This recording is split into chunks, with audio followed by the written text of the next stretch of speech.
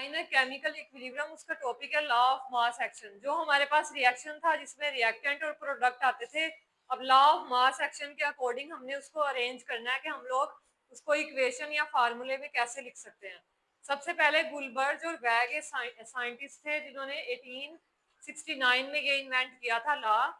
इसके अकॉर्डिंग जो रिएक्टेंट होता है वो नीचे आएगा और प्रोडक्ट जो है वो क्या आता है, ऊपर आता है।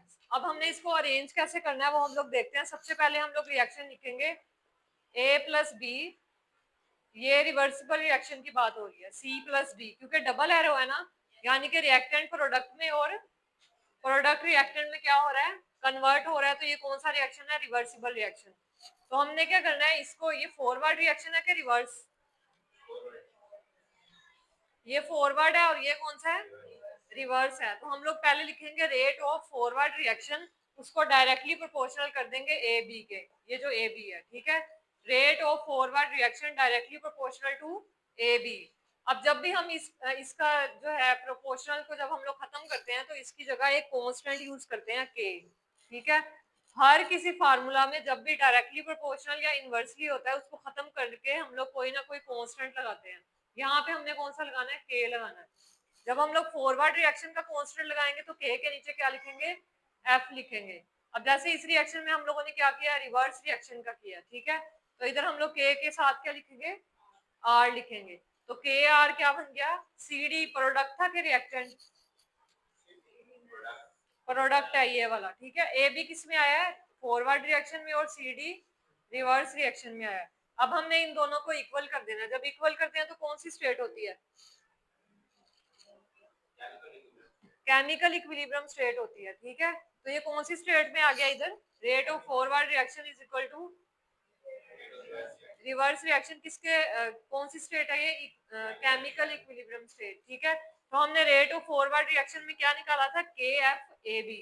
तो हम लोग वहां नीचे लिख देंगे के एफ ए बी इक्वल किसके कर देंगे, रेट ऑफ रिवर्स रिएक्शन की, वो क्या निकाला है, के आर सी डी। तो दोनों को क्या कर दिया, इक्वल कर दिया, ठीक है। अब दोनों को इक्वल किया, यहाँ पे क्या है, के एफ ए बी और इधर है के आर सी डी। अब हम लोग यहाँ पे क्या हो रहा है, ये मल्टीप्लाई हो रहा है, वहां जाके क्या हो जाएगा, डिवाइड। तो क्या आ जाएगा, के एफ ओवर के आर। अब ये ए बी यहाँ पे मल्टीप्लाई हो रहा था, वहां आके क्या होगा, सी डी के नीचे डिवाइड। तो क्या आ जाएगा, C D divided by A B. तो हम लोग इस तरह से इस रिएक्शन को क्या करेंगे, रिप्रेजेंट करेंगे फार्मूले में जब हमने करना है। तो फॉरवर्ड जो होता है वो क्या होता है, ऊपर लिखेंगे, और के आर जो है वो नीचे। लेकिन इस साइड में हम लोगों ने प्रोडक्ट सबसे ऊपर लिखना है और रिएक्टेंट नीचे लिखना है, ठीक है। कुछ बच्चे A B over C D कर देते हैं, वो गलत होता है। तो C D over A B है, पहले प्रोडक्ट आएगा उसके बाद रिएक्टेंट। पेज नंबर 6 पे आ जाओ, लॉ ऑफ मास एक्शन लिखा हुआ है, जहाँ पे सबसे पहली लाइन एमसीक्यूज के लिए है, गलबर्ज एंड वैग इन 1869 वाली। उसके बाद यहाँ पे डिफाइन लिखी हुई है, अकॉर्डिंग टू दिस लॉ, इसके एंड से स्टार्ट हो रही है।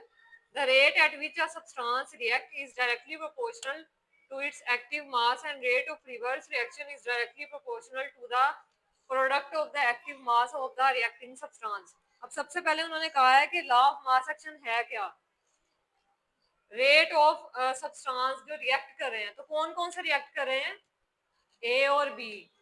जैसे पहले हमने एग्जांपल देखी तो क्या क्या थे, H2 और I2, और क्या बन रहा था, 2HI। अब वो कह रहे हैं जो सब्सटेंस रिएक्ट कर रहे हैं वो किसके इक्वल हैं, जो प्रोडक्ट बन रहा है हमारे पास।